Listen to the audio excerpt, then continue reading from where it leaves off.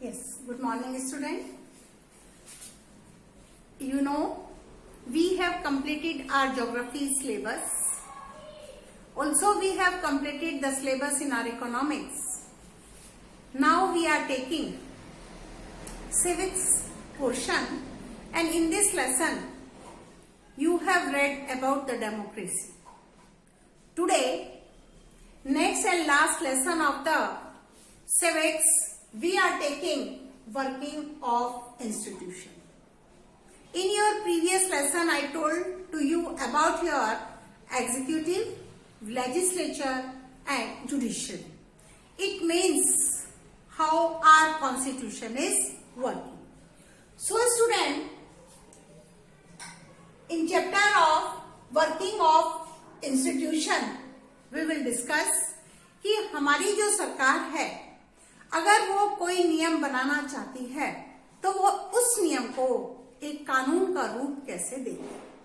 For example, if you want to purchase mobile phone और anything, तो directly you will not go to the market, you will not purchase your item. First of all, you will have a demand or discuss with your parents and your grandparents. If your grandparents and parents will give the permission, then you will take the next step. यानी कि आप अपनी मर्जी की कोई चीज और बड़ा आइटम खरीदना चाहते हैं, तो इसके लिए आपको प्रपोजल अपने ग्रैंड पेरेंट के सामने या अपने पेरेंट्स के सामने रखेंगे, और यदि उनको लगेगा कि ये चीज आपके लिए ठीक है, तभी वो उस चीज की परमिशन देंगे और आप आगे उसकी कार्रवाई करेंगे. In a same example, we are taking major policy decision, कि एक सरकार डिसीजन कैसे लेती है. First point, the government of India, suppose our government want to do work for the depressed classes और the backward classes. For this they want to do something. So in this step, first of all, Government of India appointed a commission in 1979.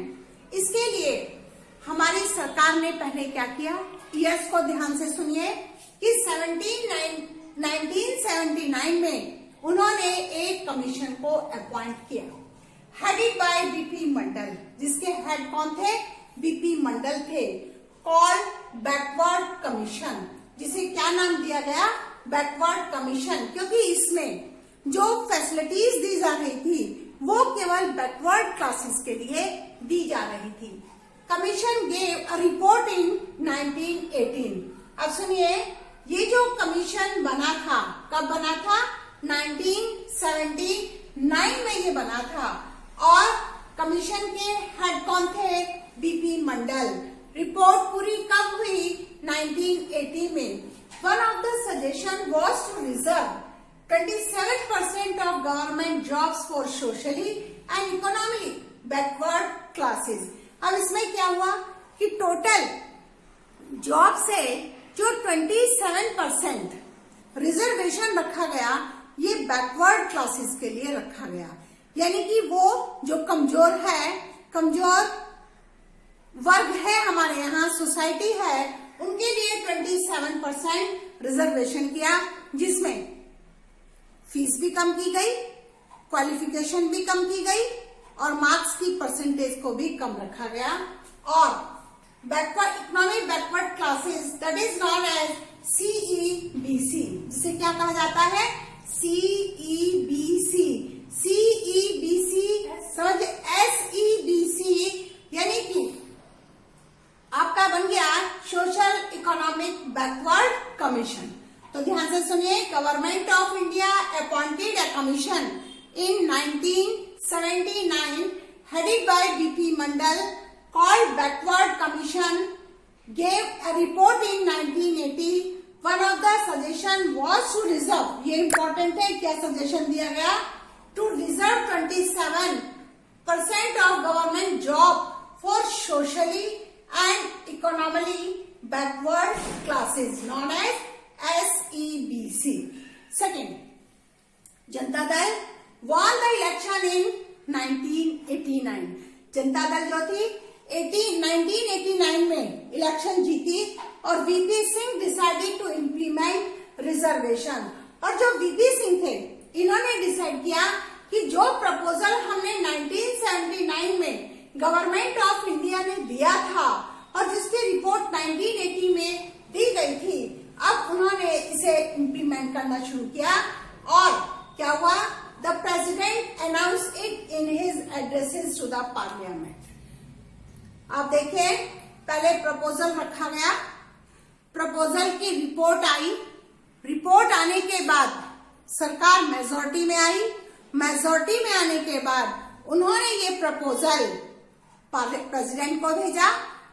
President ने कहा भेजा उसको? President ने parliament में भेजा। और parliament में दोनों सभा होती है, लोकसभा और राज्यसभा। उसके बाद देखिए आप क्या हुआ, दोनों पॉइंट आपको अच्छी तरह से आ गए होंगे कि प्रपोजल रखा गया 1979, रिपोर्ट पास दी गई 1980 में, जनता दल 1989 में जीते। इसके बाद जीतने के बाद इस प्रपोजल को दोबारा रखा गया, प्रेसिडेंट के पास ले जाया गया, प्रेसिडेंट ने इसे पार्लियामेंट में रखा। ऑन 6 अगस्त 1990, यानी कि 6 अगस्त 1990 को the cabinet decided the implement and PM announce it in both the houses of parliament. समय इसके बाद 6 अगस्त 1990 को इसको कैबिनेट में डिसाइड किया गया। और इसके बाद पीएम ने क्या किया, प्राइम मिनिस्टर ने क्या किया, फिर इसको दोनों हाउसेज में साइन के लिए रखा गया। साइन यानी कि पार्लियामेंट से परमिशन लेनी बहुत जरूरी है। Without the permission of parliament any proposal can not be the laws, यानी कि बिना पार्लियामेंट के सिग्नेचर के कोई भी नियम कानून का रूप धारण नहीं कर सकता। Sign by the senior officers. इसके बाद जो थे सारे सीनियर ऑफिसर्स इकट्ठे हुए और उन्होंने इस प्रपोजल पर साइन किए। It became the memorandum issued on 13 अगस्त 1990। और जो एक प्रपोजल था जो 1979 में रखा गया था, उसने एक कानून का रूप धारण कर लिया। कब? 13 अगस्त 1990 को। Next, the benefit of job reservation was till then available only to scheduled caste and scheduled tribe। यानी कि ये जो प्रपोजल रखा गया, इससे फायदा केवल 2 कास्ट को था। कौन कौन से थे? SC and ST, scheduled caste and scheduled tribe. Scheduled tribe वो लोग होते हैं जो जंगलों में रहते हैं और जिनके पास एजुकेशन का कोई सहारा नहीं होता। That's why they will also come in the backward classes, tribal classes. So student, major decision I think you know how our government will take।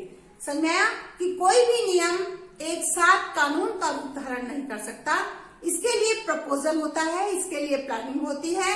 Planning करने के बाद it means all the department like executive, legislature and judiciary, they are interlinked. और interlinked होने के कारण proposal रखा जाएगा, proposal लाया जाएगा पार्लियामेंट में।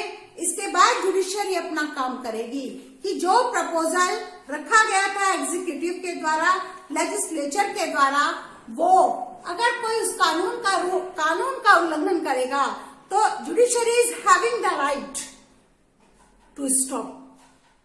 Thank you student. Next lecture will be the next.